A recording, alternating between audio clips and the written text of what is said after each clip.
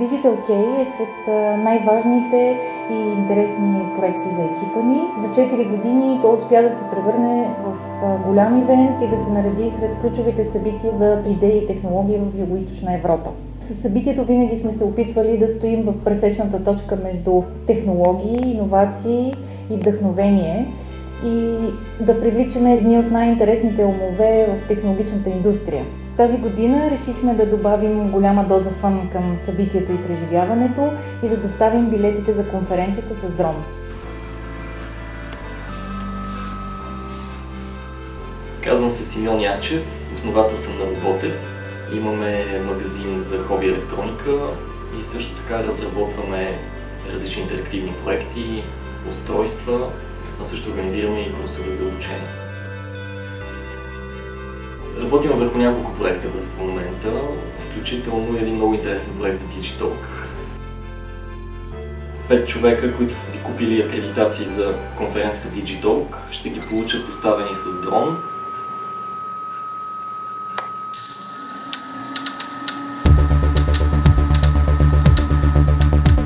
Цялата мисия е автономна, задаваме мисията на дрона, след което от точката за пускане той излита, качва се на височина около 20-30 метра и със скорост 5 метра в секунда ще лети до зоната за пускане.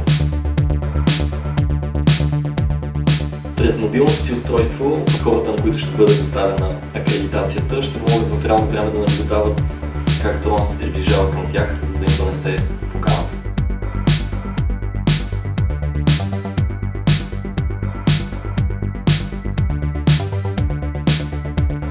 С помощта на GPS дрона разбира, че е стигнал до точката за доставка, автономно се снишава и задейства механизъм, който ние изработихме, така че този механизъм да освободи поканата и тя да падне при получателя.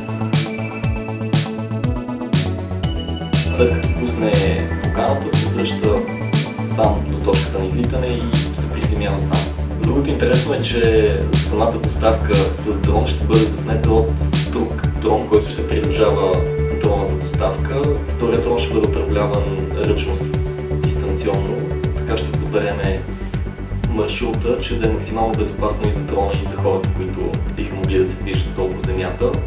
Задължително е времето да е тихо, да няма силен вятър, да не вали, за да може да се изпълни коректно мисията.